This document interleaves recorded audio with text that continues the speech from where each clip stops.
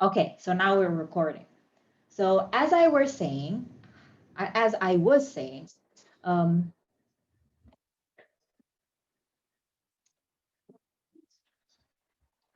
we are going to cover the continuous random variables first.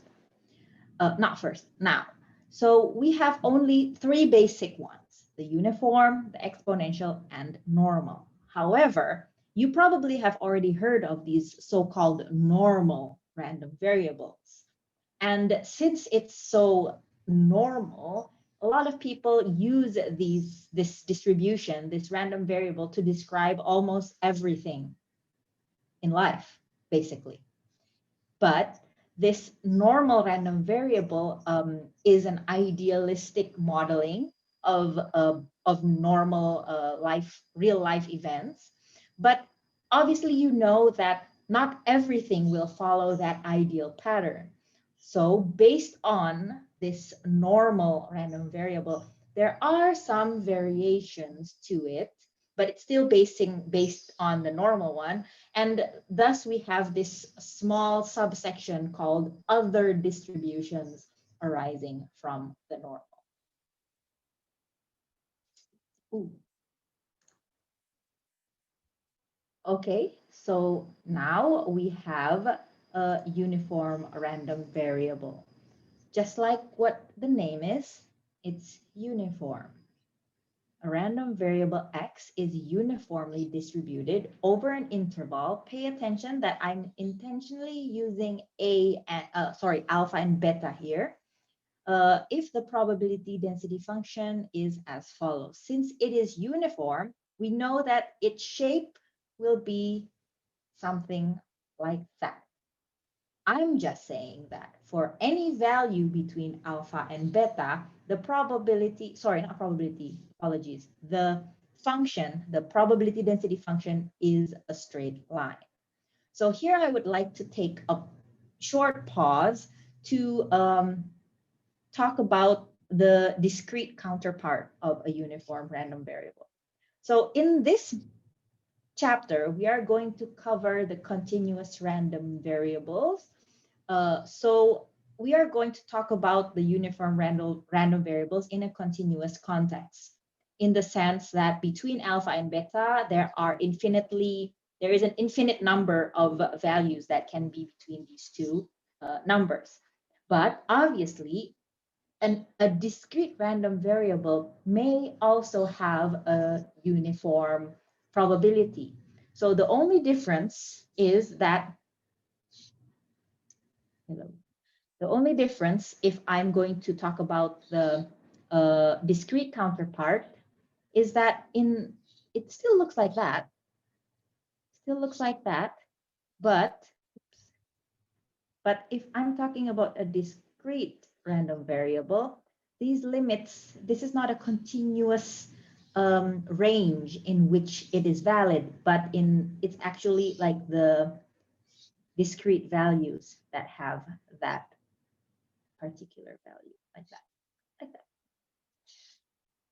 So the shape will be the same, but the values that are on the x-axis is not a continuous range, but it is the discrete value. So here, 1, 2, 3, and so forth. So why am I talking about this? It is because you might recall one question in your midterm where we were talking about the probability of people having a birthday on any day of the year. So initially, we were going to use the probability of someone having a birthday on any given day is distributed uniformly, which means that the probability of Seto having a birthday on January 1st is the same than with his probability of having a birthday on December 31st. Is your birthday on the 1st of January or the 31st of December, Seto? By any chance? Did I guess something right? Is it the 1st of January or 31st of December? Or did I just make that up? 21st December. It really is? 21st Oh, okay, no. Oh, I thought it was the 31st. Then that would have been funny. I would have guessed that really randomly. Okay, so what I intend to communicate to you is that be careful when you are given a question where it states that the distribution is uniform, because you must treat them slightly differently if the values are discrete or if the values are continuous. We did not cover a discrete uniform random variable in the special discrete random variables because it wasn't one that was derived from the Bernoulli random variable. So in this class, we are only going to cover it in the continuous context. But please keep in mind, I want you to at least know about the discrete counter. Okay, so now that we know what it looks like, we now can compute the probability of any random variable, continuous random variable, to have a value between any sub-interval of alpha and beta. Because here we know that it is valid from here to here, for example. So I can compute the probability of it being between any two values in this interval. So how can I do that? This is the equation here. How we can compute what's the probability of my random variable being between A and B.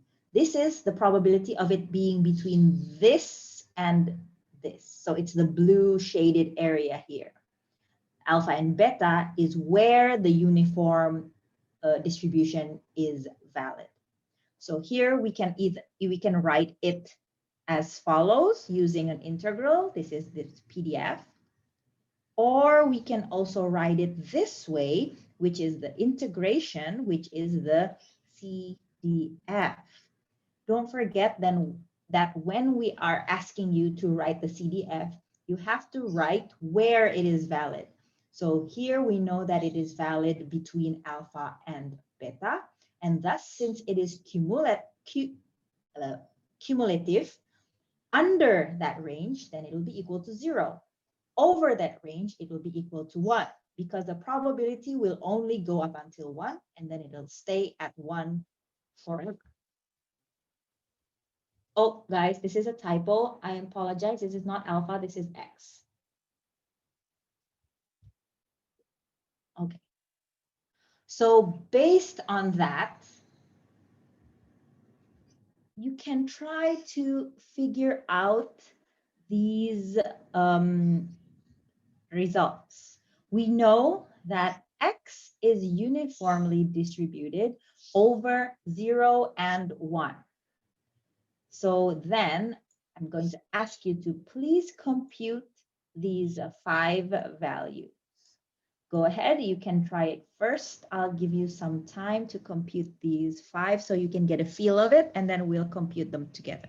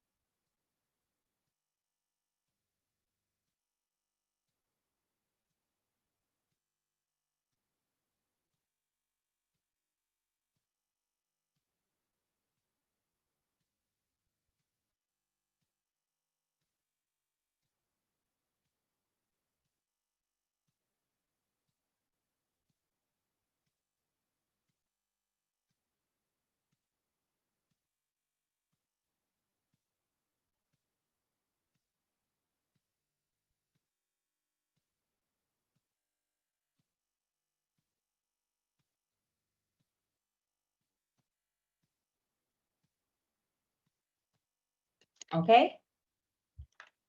Not that difficult because we don't actually need to do the integration here. So let's go to the first 2 questions. So like I just said, when I'm asking you to please define the CDF, I want you to please define it on all of the ranges of the real values.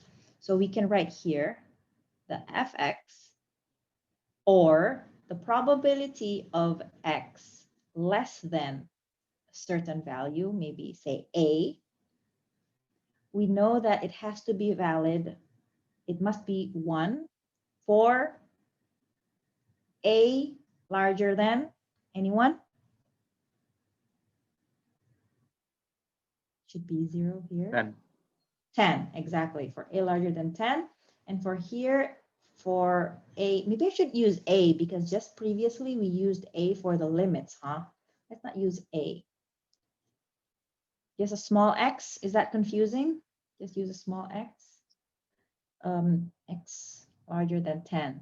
And here for x less than 0, because these are my limits. I have my limit value between, the lower limit is 0, the upper limit is 10. So under that, it's 0, and over that, it's 1. And now we also have the middle one here. So if you recall, just now when I was asking you to do it yourself, I showed you the equation. So now what we can do is 1 over alpha, oh sorry, beta minus alpha. Don't forget that beta and alpha is where my function is valid. So I know that my function is valid over 0 and 10. So in that case, I have 0 minus 10. I don't have to write it down. 10 minus 0 is obviously 10. And then I have to integrate it over 0 and x, because that's what I'm trying to compute now, the x, which is equal to, so I have nothing here, right? What is this here? I have a constant, right? 1 here. What's the integral of any constant? Of 1.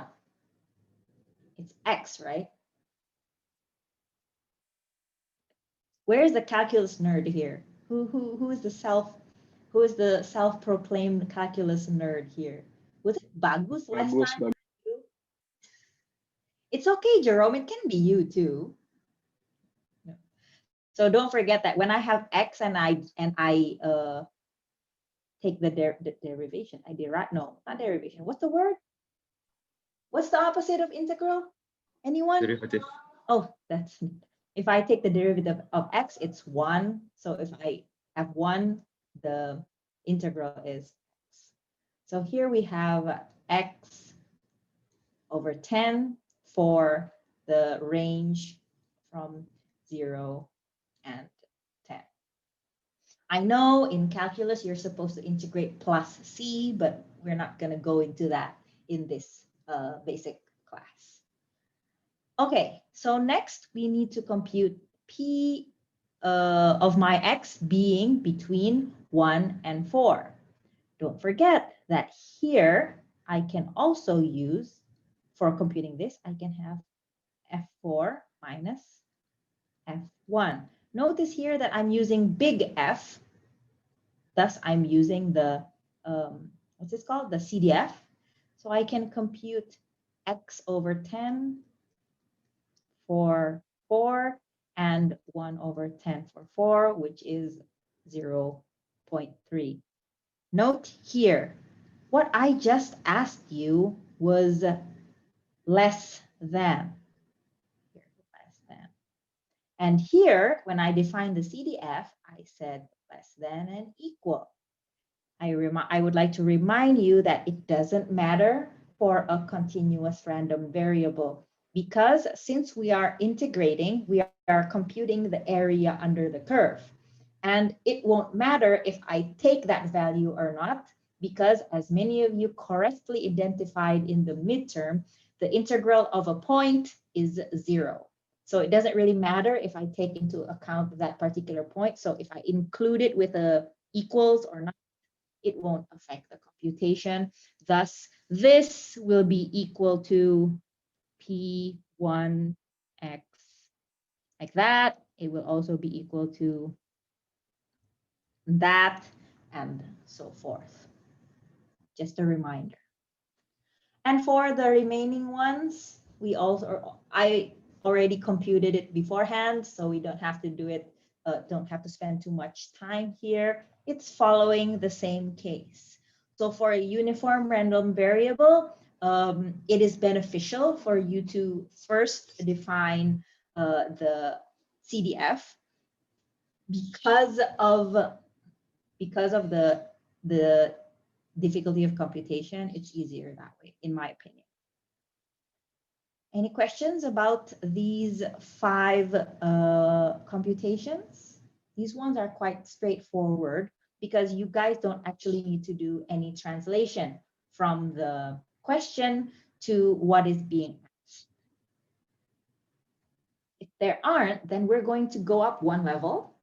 And now we're going to have a question that you will need to translate a bit. So I'll give you about 2 minutes to read it.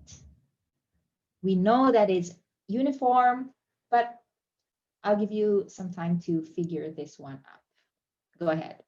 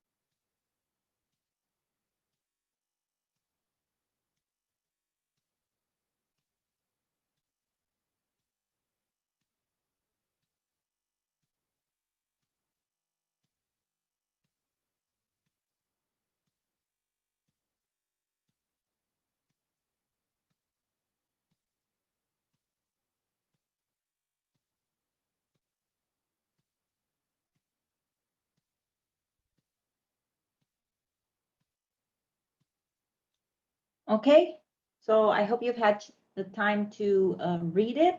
So now we're going to try to do this together. So in this example, we know that, stop, we arrive, if a passenger arrives at the stop at a time, so we don't know when. It's uniformly distributed between 7 and 7:30. So now I want to know what's the probability for him waiting less than 5 minutes for a bus, at least 12 minutes for a bus. So let's draw that. So here I have say I have a timeline. Where's my pen? Here, say I have a timeline like this. It starts at 7 and it stops at 7:30 because that's what I'm talking about here. So my passengers, this person, Bagus, is going to get the bus and he's walking. We don't know what time he arrives at the bus stop. What we do know is that there will be a bus that arrives at 7, 7:15, and so forth. So we know that there will be a bus here and that there will be a bus here. This is a bus. I won't even try to attempt to draw it. There, we have a bus at 7:15 and 7:45. So what I know is that there is a uniform distribution that Bagus will arrive between this time, which means that he could arrive at 7, he could arrive at 7:01, he could arrive at 7:07, he could also arrive at 7:25, he can arrive at 30 distinct minutes between 7 and 7:30. So why am I using minutes? It's because we know that the bus arrives in minute intervals. Can you define it with seconds?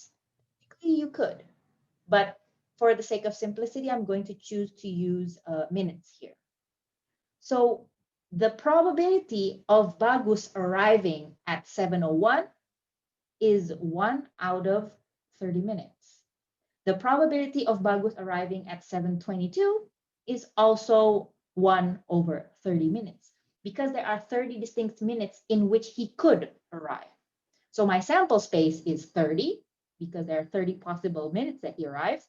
And for every single one, I know that it is uniformly distributed. So I can also write it as such. Between the minute of 0 and the minute of 30, Bagus could arrive following this PDF. For one, it will be 1/30 if he arrives between 7 and 7:30, and 0 otherwise. So if I'm going to translate the question A and B, it becomes like this. Oops, there's also already an answer. Let's not do that. So did I just remove my drawing? Yes, I did. Okay, let's redo that. I'll do that one more time. Between minute 0 and minute 30, we know that Bagus can arrive at any time with a uniform distribution. We also know that there will be a bus on the 15th minute and on the 30th minute. Okay, so I want to know what is the probability that Bagus needs to wait less than 5 minutes for a bus.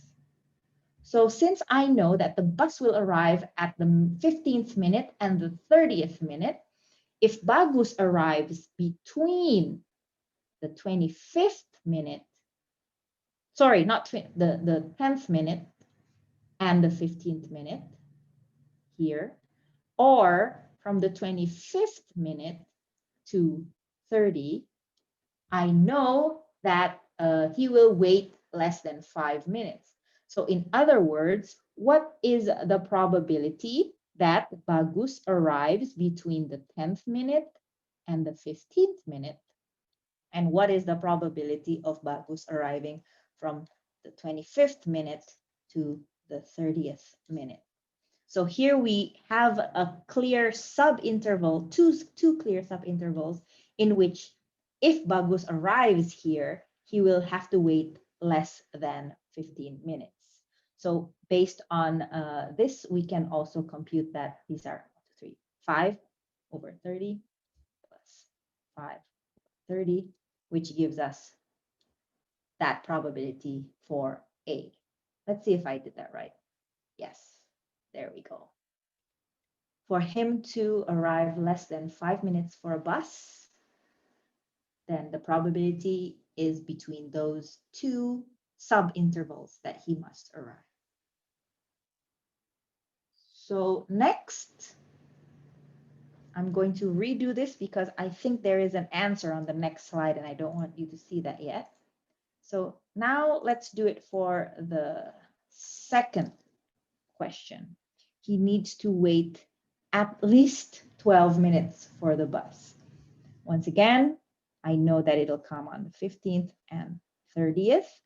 So if I want to know that Bagus waits at least 12 minutes, that means at least, this is at least 12 minutes, his waiting time. And thus he must arrive between the minute 0 and minute 3, or minute 15 and minute 18. Please correct me if I got that wrong. I believe this is the correct subinterval that we're looking for, and this is the correct second subinterval that we're looking for. And thus, if I want to compute this probability, then I need to compute the probability of Bagus arriving between 0 and 3, 7 o'clock and 7:03, plus the probability of arriving between, oh, not 0, 15 and 18. And thus, I think that's right. Yes. And thus, we can compute the probability as follows. Going to take a short break here for you guys to take that in, stretch a bit, scratch your heads a bit maybe, before we go on to the next type of random variable. If there are any questions, you're welcome to ask them now.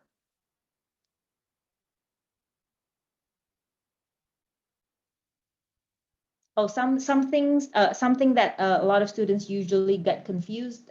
This PDF, the one that says 1/30, is not the distribution of the arrival of the bus. Don't mix it up. It's the distribution of the arrival of the person, because we know the bus arrives at a certain.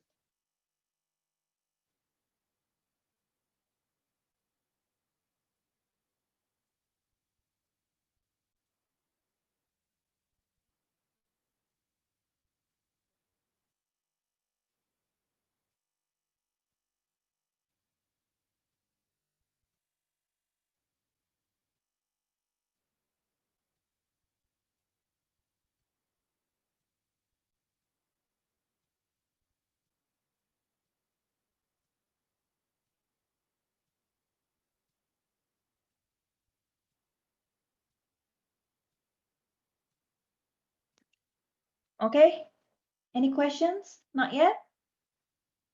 Okay. You can hear my voice clearly, right? Okay. I've gotten some comments that my voice goes in and out. Okay, really? Are you sure? Going once? Yes, I'm actually kind of confused why it's why we choose like 7 and 7/3, 7/15, 7/18. I think I kind of lost back when you explained it. Okay, so from where? So, okay, let me draw the timeline again one more time, okay? Okay. Okay, so it's the time, right? This is just indicating time. Oh, let's not use purple. I want to use that again later.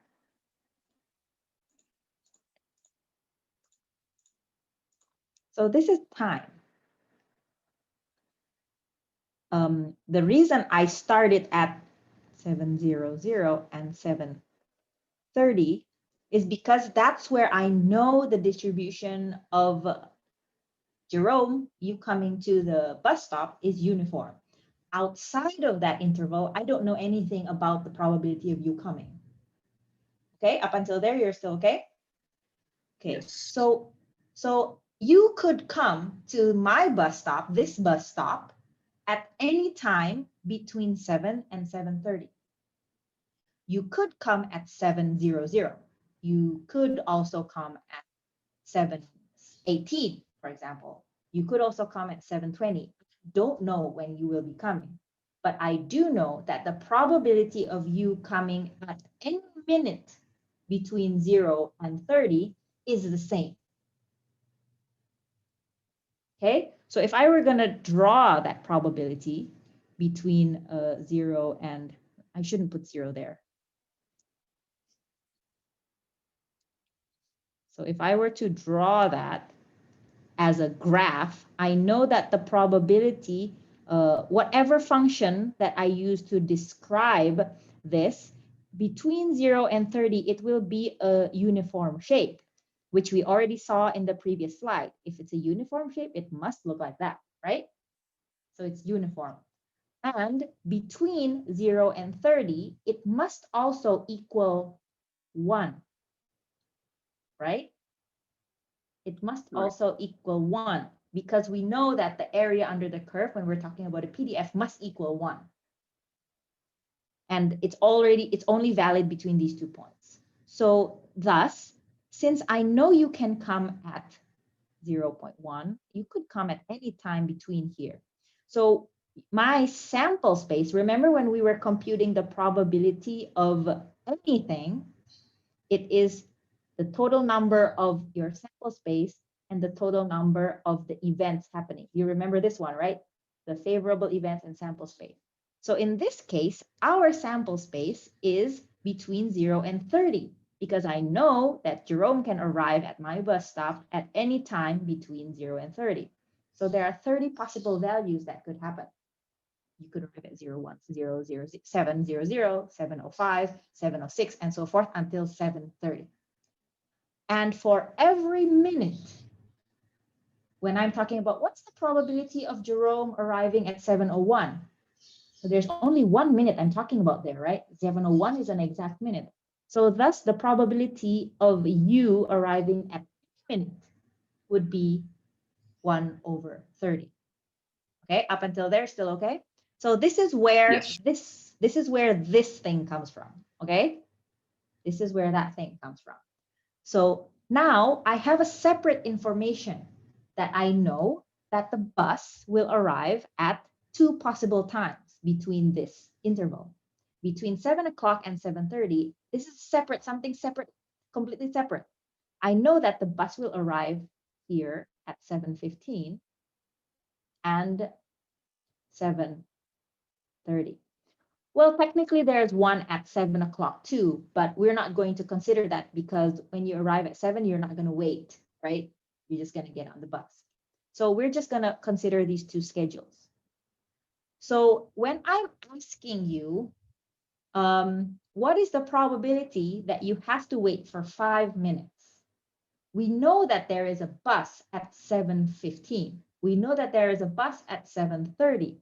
So if you come at 7:10, you will wait 5 minutes, right? If you come at 7:11, you will wait 4 minutes. If you come at 7:05, you will wait for 10 minutes. But what the question, the A question asks for is, what is the probability of you waiting at the most 5 minutes? That means what's the probability, or in other words, what's the probability of you arriving between 7:10 and 7:15, this area here, or 7:25, right? So this area here, or in other words, what's the area under the curve between this slice between 10 and 15 and this slice between 25 and 30? What's the area here? Because the probability is the area under the curve. I hope that's clear. Is that okay? That's clear, Miss. Okay. Yes. Great. Thank Anyone you. else? Oops, sorry. Anyone else? Going once? Going twice? Going 3 times? Okay. Okay, so I hope that's clear. Now we can move on to the next one. It's not the Poisson one. We already talked about that. This is just a refresher. What was the Poisson distribution? It was, we learned about this in the discrete random variables. It is a random variable that counts the number of events that occur within a certain specified interval. So how many times does Jerome ask me a question during the duration of this class, for example? How many times do I use Bagus as an example during this duration of a class? How many times do I see Ferdi turn on his camera during the class? So when I want to compute how many events, these are discrete because I want to, how many times, how many events. How many times do I mention Bagus's name? 1, 2, 3. There's no way I can mention his name 3.5 times. So this was the Poisson distribution, and in which, sorry, not number of arrivals, number of events. So if you recall, this is just, I copied this information from the previous slide. In order to compute the Poisson distribution, we need to know something called, we need to know the alpha, which is a multiplication of the rate and the duration. It doesn't have to be time though, the duration. It can be over pages or whatever interval units you use. So I hope you still remember this one. So when we are considering events happening during an interval, I use the Poisson distribution to compute how many events happen. But in this class, I just mentioned Bagus's name maybe 10 minutes ago, and now I'm saying it again. How many minutes has passed? How much time has passed since the last time I mentioned Bagus's name until now? So that falls under a continuous range. So it's the same problem, the same model here, because I have events happening in an interval, but with the Poisson one, I compute the number of times it happens. But with the, I now want to compute the time between two successive events. So when did I last mention Seto's name? Or maybe it was 12 minutes ago. I don't really remember. But it has happened twice now, which I could have computed using the Poisson distribution.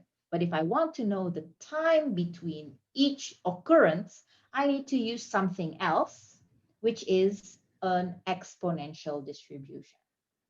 So the exponential random variable will compute the time until something occurs. Like, for example, how much time do we have until an earthquake occurs, amount of time until a new war breaks out, seeing what's happening in politics in America, maybe it'll be quite soon. And then amount of time your phone rings and so forth. And this is applicable in a lot of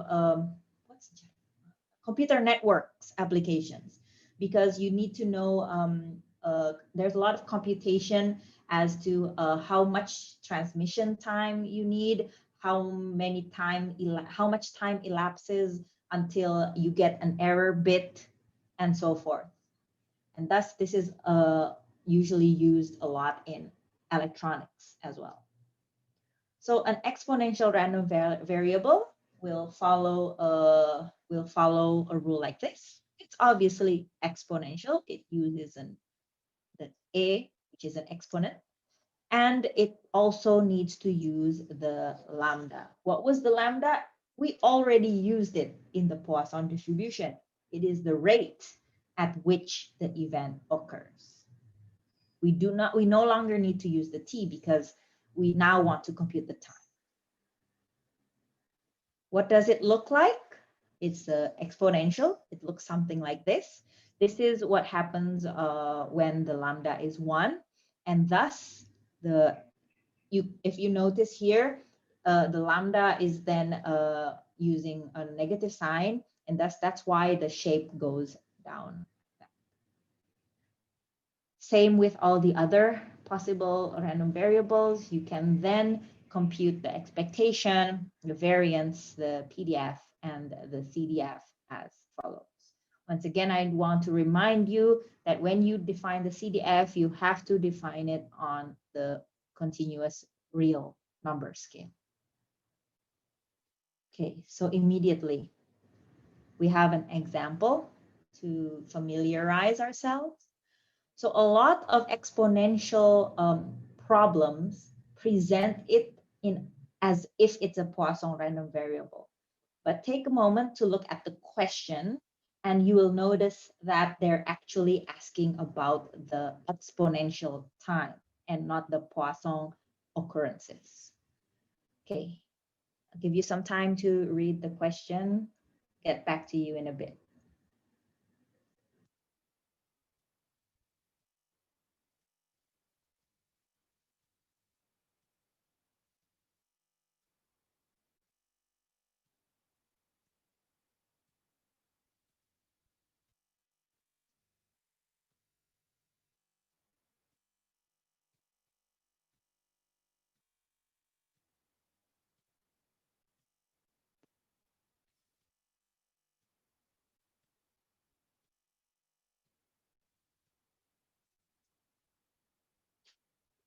Okay, so here, I hope you had time to read through it.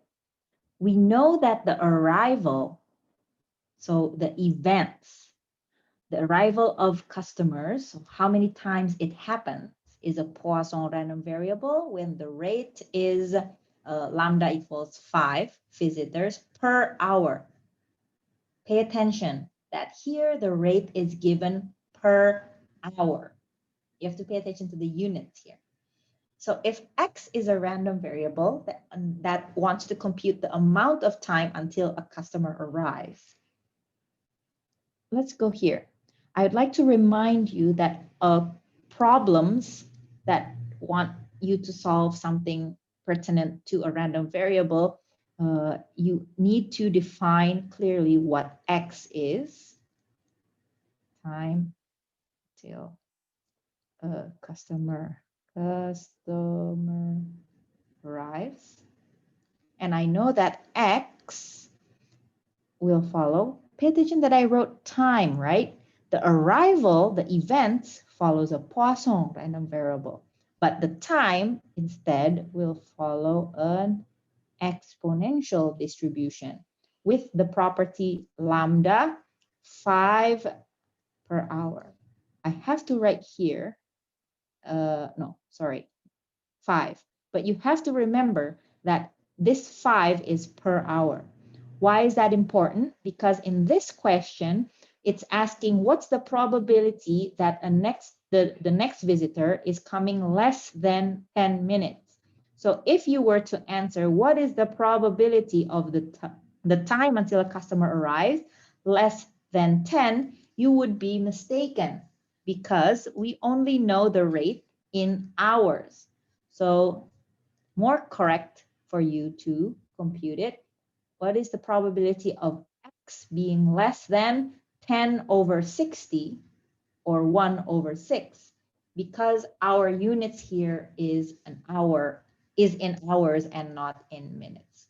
So here we have F 1/6, which is, I don't remember the equation either. Let's go check. 1 minus E 1 minus E to the power of negative 5 over 6. 1 minus, right? Yes. And thus it has some value that I don't remember, but I think I already computed. Yes, I already computed it. So here we have the probability of a customer coming in less than 10 minutes as follows. And then here, what the probability that the next visitor is coming between minute 10 and 12. Once again, the thing that you need to pay attention is that I know the lambda in hours, so I need to convert the values to hours before I can compute them one by one. Any questions?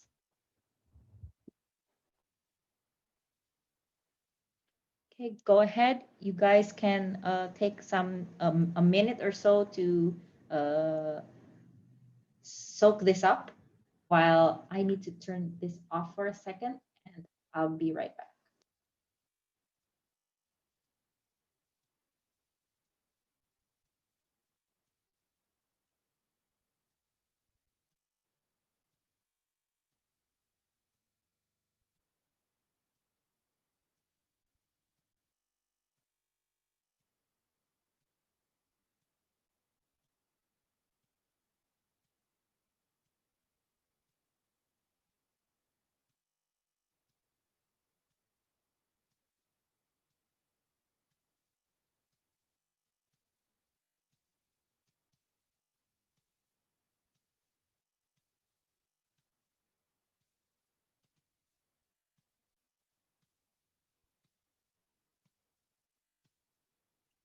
Okay, so I don't know why my PowerPoint is not responding. Sorry.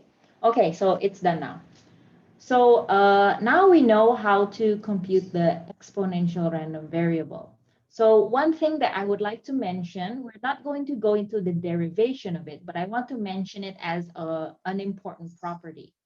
So there is a specific property to the exponential for the exponential random variable, which obviously extends as well to the Poisson one. So the exponential random variable has a memoryless property. What it means by memoryless is that whatever happens at a certain event does not affect the next one and it's not affected by the one previously.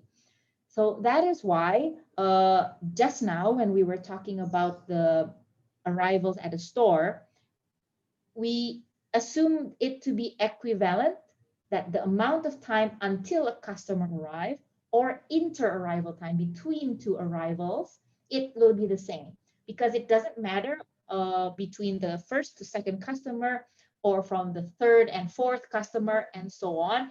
Each event is memoryless. It doesn't remember what happened beforehand. There is on the slides, I don't remember if I published them. I'll recheck it later. I have a full proof of the mathematics to this memoryless property, but I don't expect you to be able to do the mathematical derivation as long as you know the property and you know that this applies to the exponential random variable. Okay, so we've done 2 random variables up until now. So we have one final one. I don't know if we're going to be able to have time to have the to talk about the derivations, the distribution that arise, but we do have time to cover this normal random variable. I am absolutely sure you guys have seen it before. You've probably learned something about it in previous classes or maybe in high school. So does anyone want to help me out and remind everyone, what does a normal distribution look like? What is it supposed to look like?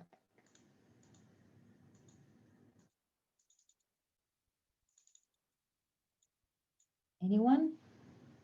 I'm sure you've seen it before. If I'm not mistaken, is it the one with the standard deviation and mean, I think? Okay, well, everyone has a mean and standard deviation, but what does it look like? What does it shape? You must have seen it before. What does it look like? Okay, I just gave you a hint. Sit in the middle. Yes, that's right. It's high in the middle, and it kind of looks like a bell, right? Something like this. It's centered, it is symmetric. That's the most important thing. It's centered, it's symmetric, and the mean equals the median, and so forth. Do not confuse it with the paranormal distribution that looks like this. Okay, so why is this important? And why does this normal random variable have a lot of kids, if you can say, a lot of other distributions that come from it? It's because that it's the most common distribution in the world. Most things in the world follow a normal distribution. If you were to measure anything, height or age, well, let me take that back. Height and weight and GPA, it should and most often will follow the same type of curve. The mean can change. So the middle part, the peak, can change places, and the standard deviation can also change. So it might also spread out more or maybe not spread out more, but the shape is the same. It is centered at some certain value and it is symmetric. So there are many words that are used in place of normal. You can say this is a normal random variable. It's a Gaussian normal variable. Sometimes it's also mentioned as Gaussian Laplace. And some people just say it follows a bell curve. So this is the basic shapes. As you can see here, they have a blue, red, green, and yellow graphs. All of them are centered at a certain value, although the green one is shifted, so its mean has changed. And the blue one is very, very narrow, so its standard deviation is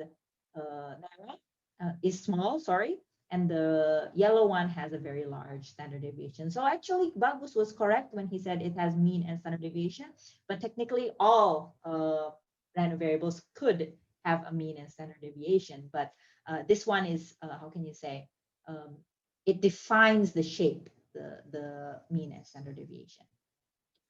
So if I want to write it down correctly, obviously the parameters are the mean and variance, not standard deviation.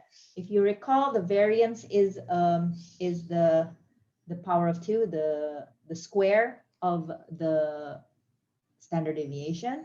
So this is where sometimes students get mixed up, because when it's given to you in this format, the number inside of the parentheses is the variance. It's not the standard deviation. So if you want the standard deviation, you have to take the square root first. So if I had a timeline like this, I have a mean at 10, and I can have a normal distribution like that. If I can move it over, I can change the mean, or I can, from this n10.5 that I just had, I can also change the width by changing the standard deviation. Same as the exponential one, we can also compute the expectation. This is quite straightforward. The expectation is the mean, which is one of the parameters. The variance is also the variance, which is one of the parameters. And this one here is the PDF. And this is one I don't usually ask you to remember equations, but I do think that the PDF of normal random variables is quite beneficial to know. So I'd like to ask you to pay special attention to this particular PDF, because it is very useful in a lot of applications, not only for statistics, but it will also be used, for example, in image processing, in machine learning, and data science, and other later courses. It's quite beneficial to know not by heart, but have a good general idea as to how this PDF is. Okay, I'm going to take a short pause here. Any questions?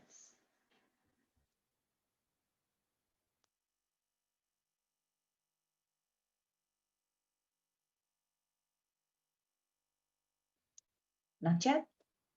Okay, so up until now, we are talking about normal random variables. The mean can be any value, the variance can be any value. But if you remember, we also had something called standard scores, remember? So we also have a standard normal distribution. So since a lot of things can follow different normal distributions, like as you can see here, we have different graphs, different distributions for different things. It would be desirable to put everything on the same scale or on the same graph. So I could transform that into a standard normal random variable.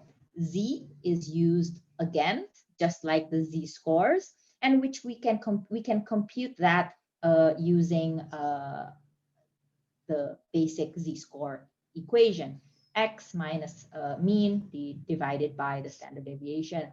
Where is the mean? You can find it in the parameters. Where is the standard deviations? You can take it from the square root of one of these parameters as well.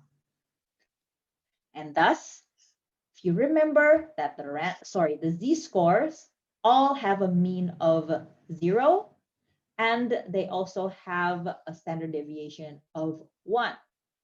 So now we have this new standard random variable, standard normal random variable, which is almost always, I can't say always because I have seen literatures in which it's written with a different letter, but it's almost always written as Z follows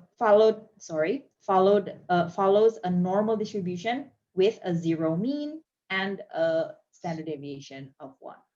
Thus, the mean is obviously 1, the variance is also 1, and it also follows a simplified PDF as follows. Once again, I urge you to at least have a good general idea on what this PDF looks like and what parameters goes into it. We have a pi and so forth, because it will be beneficial for many different disciplines in the future. Oh, sorry, that was unintentional animation. So then we can derive PDF, and we can also take the CDF. This is an unnecessary slide because obviously you know that the CDF is the integration of the PDF. But what is important is that we already know that the CDF is an integration of PDF. So since we know the PDF is valid over a certain interval, if I want to get the CDF, remember what a CDF is. It's from something to a certain number. So that's why we use negative infinity on the bottom and z on top. But if we're talking about standard normal distributions, we use a specific notation, which is this. Anyone that's fluent in Greek can correct me. Is this a theta? Is this correct? Is this theta? Is it, what is this? Is it an omega? It's an omega, isn't it? Does anyone know? I don't want to make a fool of myself. Let me Google that.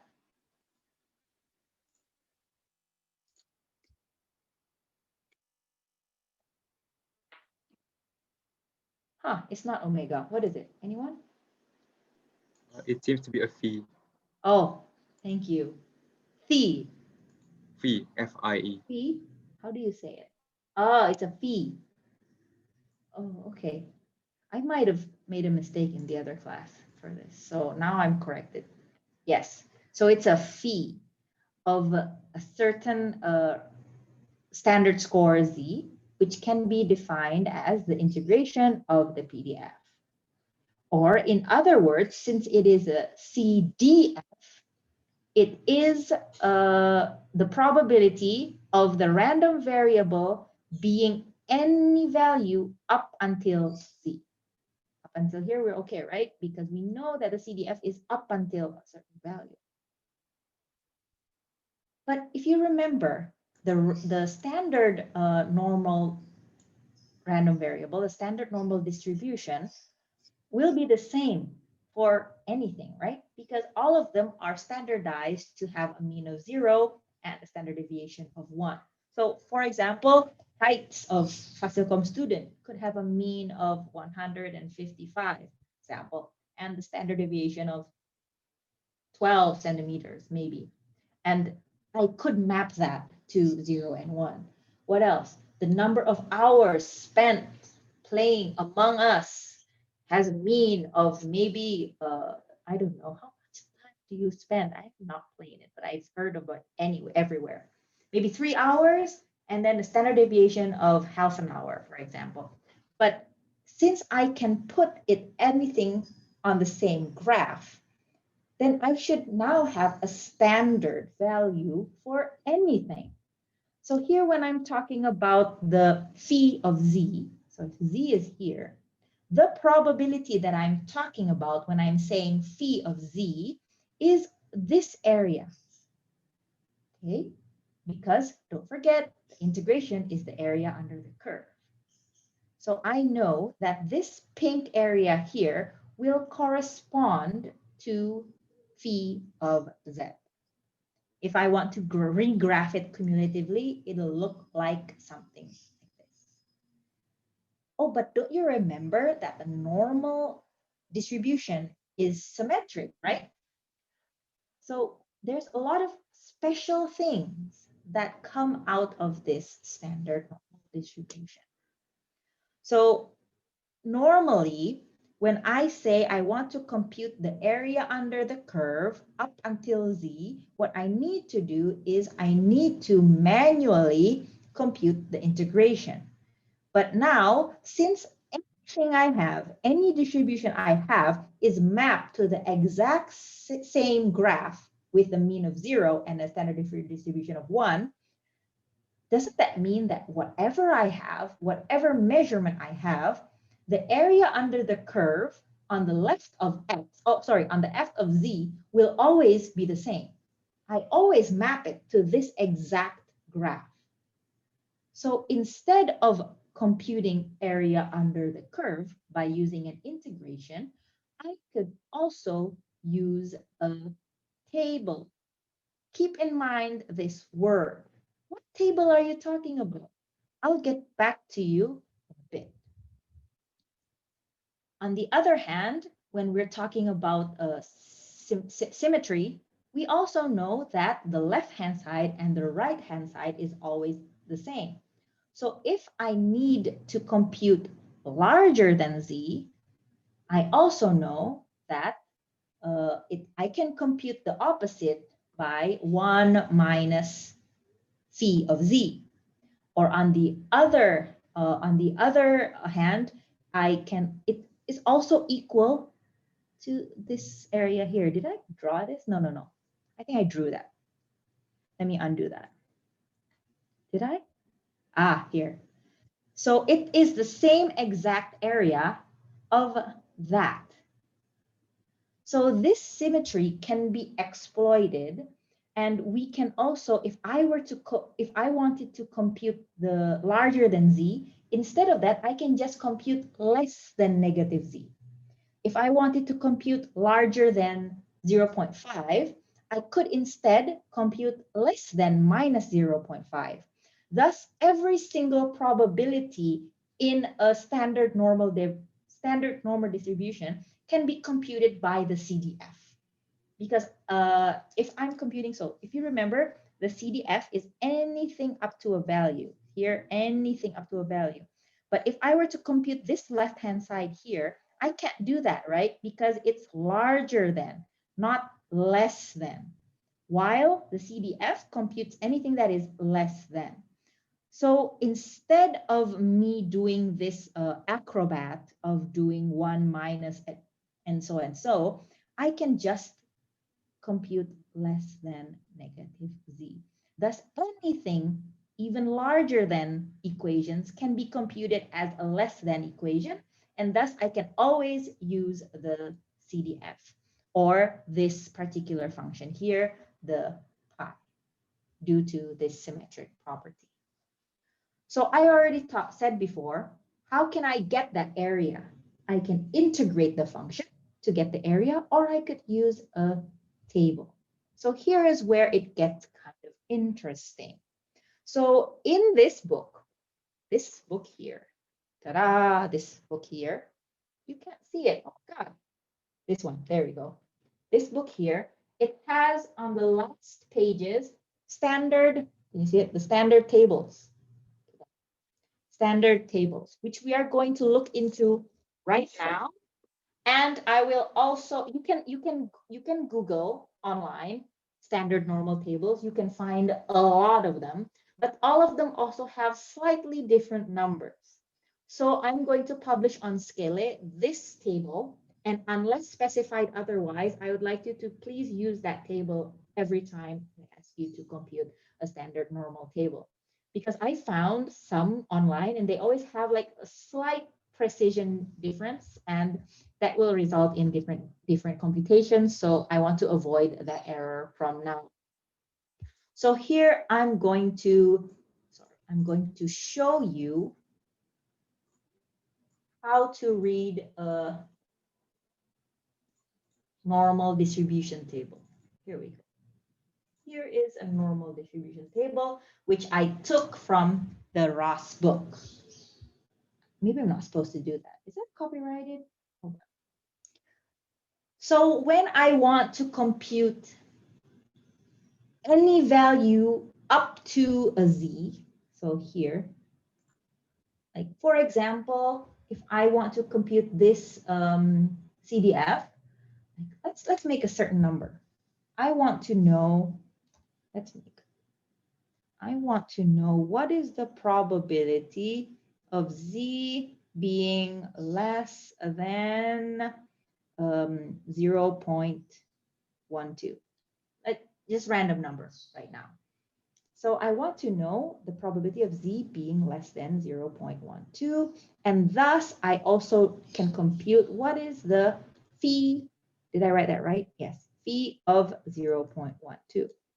So now back to the table. I want to know 0.12. How can I do this? Here I need to find x here, 0.12.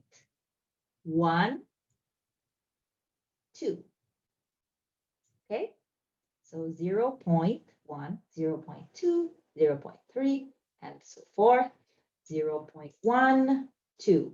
So I know that the probability is 0.5478. This will not change regardless of what measurement I have. I could be measuring height, I could be measuring GPA, but the probability of it being under 0.12, if I've already translated them into standard scores, will always be 0.547. Will I remember that? 548, 5, 5, 4. Oh, it's already here. This one here. 5, 5. This one here. So if I had the graph, the normal distribution graph, something like that, just assume it's symmetrical. I know it's not. Assume it is. Since this middle is 0, right? So when I was computing z being less than 0.12, it would be somewhere here. Just an estimate. Just an estimate. It'd be something here. So if I were to draw this here, this value that I just got, 0.0578, is the area under the curve up until this 0.12 value. So I know that this line where I draw the line is 0.12, and this area is 0.547. So now let's look at a little more complex question. So now I want to know what is the probability of z being larger than 0.5, I guess. Yes. No, 0.35. Let's do that. 0.35. Let's do that. Okay, let's go back to the, oh, you can see it here probably. Oh no. Where am I? Where am I? Here. Anyone would like to figure it out for a bit? I'll give you around 2 minutes to try to figure it out. What did I say just now? 0 point larger than 0.35, right? Did I say that? Yes, I did.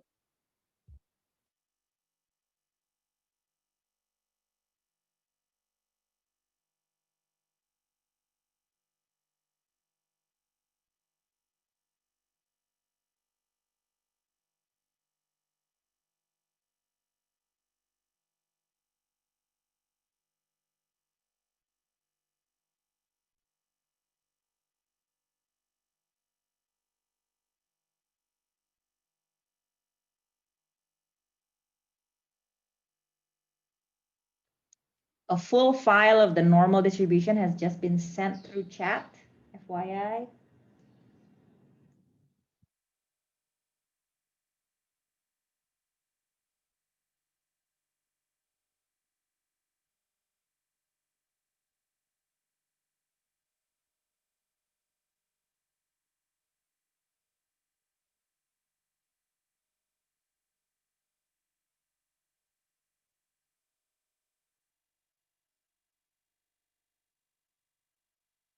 Okay, so now you'll probably notice the limitation of different types of standard normal tables. The file that I just sent you does not, in fact, give you the values of phi z for negative values of z. It doesn't, right? Anyone looked at the file yet? It gives you positive values, right? Only up until 3.4, this gives you the positive values. So this is the table given by our book that we use as our main reference, which is the reason why I'm choosing to use this as our #1 resource. If you go online, you will be able to find other publicly published tables that actually do give you the phi x for negative values. But here, since we don't have it, what we need to do is we need to exploit the similarity properties. So for example, just now I asked you, what is the probability, oh, you can't see that color. What's the probability of Z being larger than 0.35? Let's look at it on the graph. 0.35 is maybe somewhere over here.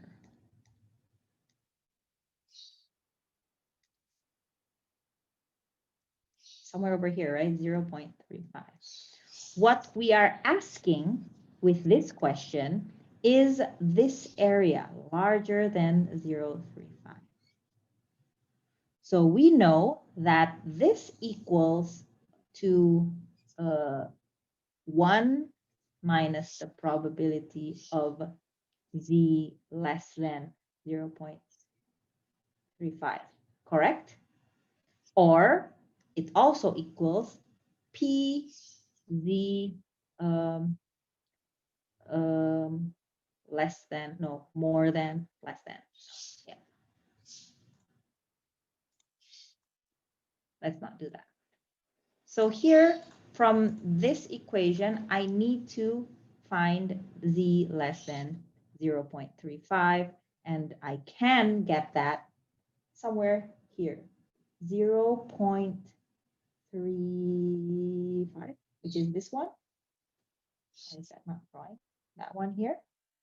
And thus I can compute 1 minus 0.6368, which is equal to something 0.36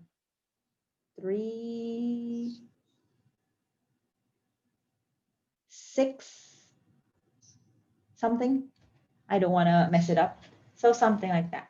So my point is, regardless of what table you have, right now, the exact values are quite simple because you just need to look it up on the table. But the challenge in these types of problems will be to figure out what information you have from the table and how you need to mix up your equation, or you need to derive your equation so that it ends up to a value of phi that you have on your table. Don't forget that standard normal distribution functions, the phi z tables, are always given, or often, almost always given only for less than. So if you have a question of z larger than, then you must definitely have to change it back into a less than format. Either negative or positive. Sometimes you're not given the negative one, so you need to work around that. On the slides, I have a step-by-step as to how to read the standard normal table, which you can read in your own term. And since we are talking about proportions, we are going to link that to the descriptive statistics class, which was the percentiles. So when you're talking about what's the area under the curve on the left-hand side of this particular value Z. So this proportion is what's the percent of data that falls under this line? Or here, what is the percentage of data that is larger than this value Z? Thus, we are now talking about percentiles. So here we have the notation Z alpha, where alpha is the percentile that we're talking about. So when I'm talking about what is the percentile, like for example, it's only valid for A percentiles less than 0.5.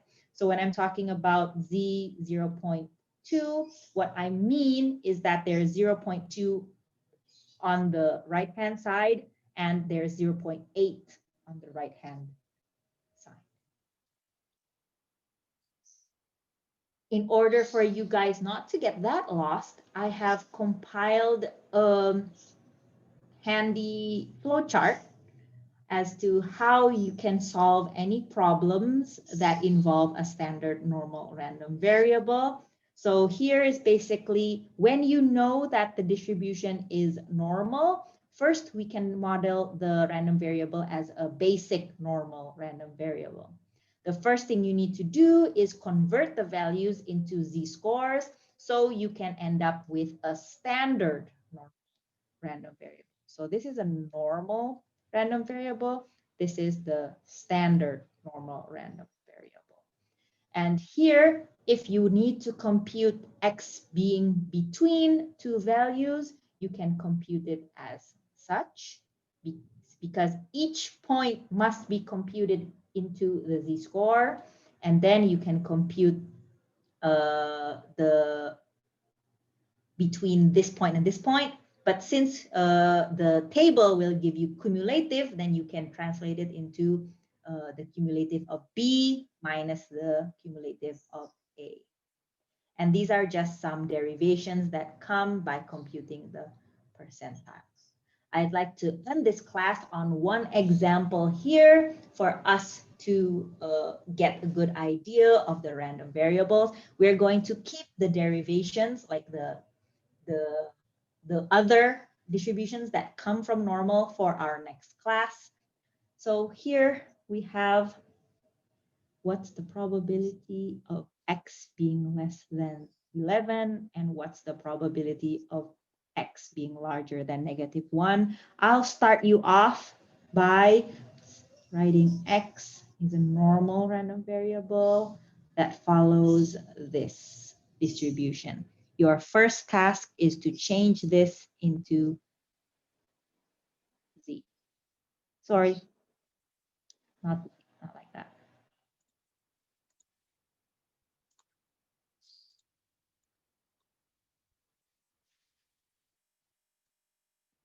First task is to change it to follow z, 0 and 1. Thus we have, what's the probability of x being less than 11? We need to change this into z. So what's the probability of x? I'm changing it to z-scores, divided by, pay attention, divided by 4 and not 16. Because this one here is variance and I need to divide it by standard deviation. Less than 11 minus 3 over 4.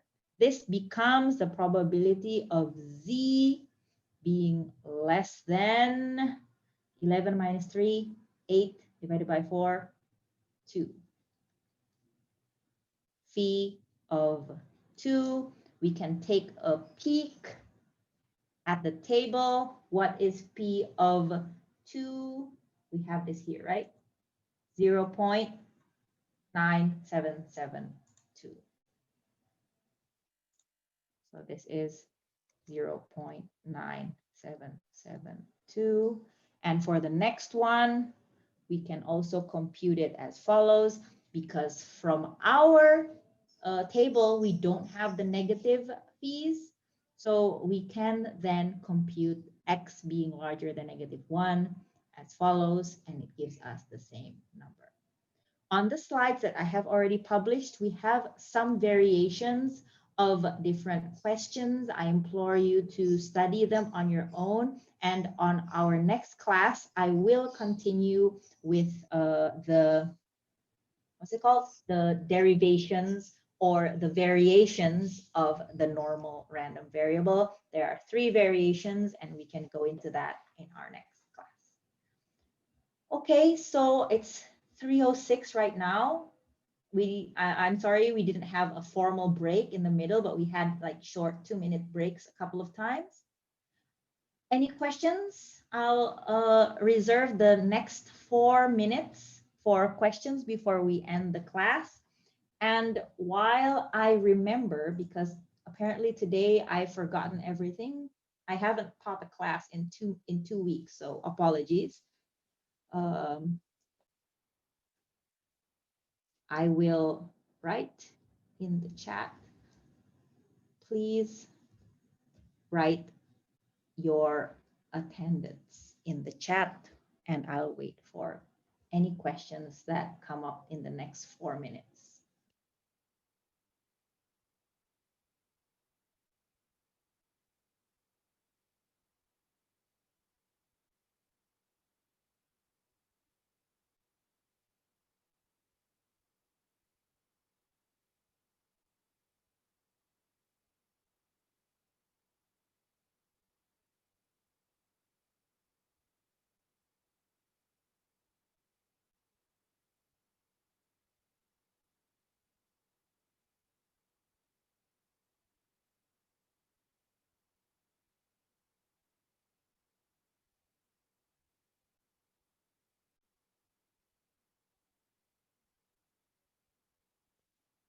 Okay, any questions?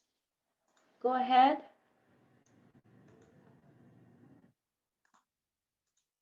While I'm waiting for some questions, I would like to remind you, after this class, I'm going to open some forums, the normal weekly reflection forum, as well as a discussion forum.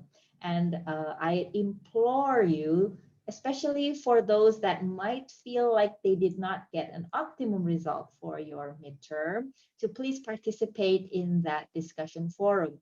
Don't forget that you have a participation score for your final grade.